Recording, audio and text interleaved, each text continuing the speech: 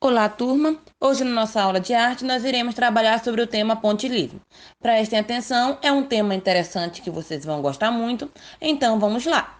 Pontilhismo é uma técnica de pintura que consiste em pintar, preencher os desenhos usando pontinhos de tinta ou caneta hidrográfica. Gente, é um tipo de pintura que às vezes leva meses e anos para poder realmente se concretizar, porque demora demais. Eles gostam de enfatizar a decomposição das cores e da luminosidade. Ou seja, eles gostam de fazer sombras, eles gostam de mostrar luminosidade através da utilização das cores diferenciadas que nós já estudamos. As cores alegres e as cores tristes. As cores alegres, como amarelo, como azul, como branco, são utilizados para poder diferenciar a luminosidade. É de dia, é aqueles momentos mais claros. E as cores tristes são utilizadas para as sombras, para a escuridão, para a noite. Observem aqui neste desenho que, para onde ele quer deixar mais claro, ele utiliza o amarelo. Para o cabelo do homem que ele quer deixar mais escuro, ele utiliza cores como preto, como marrom. Então, essa é a diferenciação através da utilização das cores, tá? Como surgiu o pontilhismo? O pontilhismo surgiu na França em meados da década de 1880, como um movimento pós-impressionista, sendo uma reação aos próprios impressionistas. Gente, o movimento impressionista ele aconteceu numa época chamada de Belle Époque, ou Bela Época em português, né?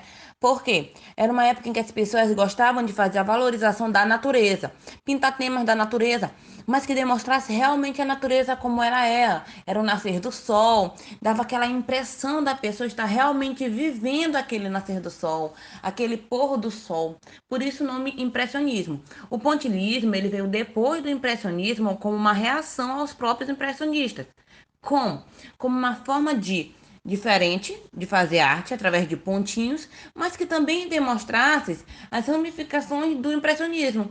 Eles gostavam de fazer obras sobre a natureza e sobre a demonstração da beleza que ela tinha, das coisas raras, das coisas simples que a natureza demonstrava. Georges Seurat nasceu em 1859 e faleceu em 1891.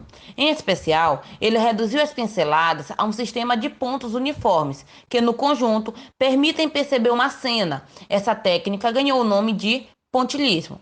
As figuras são representadas com fragmentos ou pontos, cabendo ao observador percebê-las como um todo plenamente organizado. Ou seja, gente, Serra, o que que ele fez? Ele uniu essa técnica do pontilhismo, foi ele quem criou o pontilhismo. Ele unia pequenos pontos que, quando olhávamos de perto, não imaginávamos a figura total como ela era. Não imaginávamos a grandeza da figura. Quando íamos nos afastando da imagem, íamos nos afastando da obra, a gente percebia a grandeza, a dimensão que aqueles pontinhos juntos, aquela uniformidade daqueles pontinhos, fazendo uma figura magnífica. Eu irei mostrar para vocês algumas pinturas de Georges Seurat que nós vamos fazer a análise dela, ok? Análise da obra de Seurat. Nós temos aqui uma obra dele que é chamada de Uma Tarde de Domingo na Ilha de Grande Jatte. Observem, gente, os pontinhos. São inúmeros, milhares de pontinhos para formar essas figuras. Elas não foram, gente, desenhadas com linhas feitas com desenhos normais, como se a pessoa estivesse desenhando linhas e pintando. Não. Toda a figura foi feita através da união de pontinhos. Imaginem como demorou fazer essa obra. Observem a diferenciação das cores. O amarelo foi utilizado para indicar o sol, né, a claridade, e o mais escuro, o verde mais escuro, o azul marinho, foi utilizado para mostrar a sombra, a parte que está encoberta, que não está fazendo sol. Então, como é que ele fazia a diferenciação das cores? Através da utilização das cores claras e das cores quentes, que também são chamadas de cores alegres e cores tristes. Então, observem a dimensão dessa figura. Essa figura aqui, ela é gigantesca. Quando é olhada de perto, não dá para ver a grandeza dela, mas dá para ver os pontinhos, os inúmeros pontinhos. Quando ela é olhada de longe, a união, a uniformidade dos pontinhos mostra essa belíssima pintura, essa belíssima obra de Serrat. Paul Signac. Signac foi outro grande pintor que dominou a técnica pontilhista. Ele gostava de observar o movimento da água no mar, nos rios e procurou registrá-los em muitas de suas obras. Signac era apaixonado, gente, por barcos. A maioria de suas obras tem barcos, tem rios, tem mar. Certo que depois ele também começou a fazer outras obras pontilhistas, envolvendo o circo, que era outra paixão de Signac. Uma observação interessante, tá, gente? Foi Georges Serrault que ensinou a Paul Signac a técnica do pontilhismo. Foi um ensinando o outro. Então, foi o primeiro artista que nós estudamos, que foi Georges Serrault, que ensinou a Paul Signac. Um foi aluno do outro.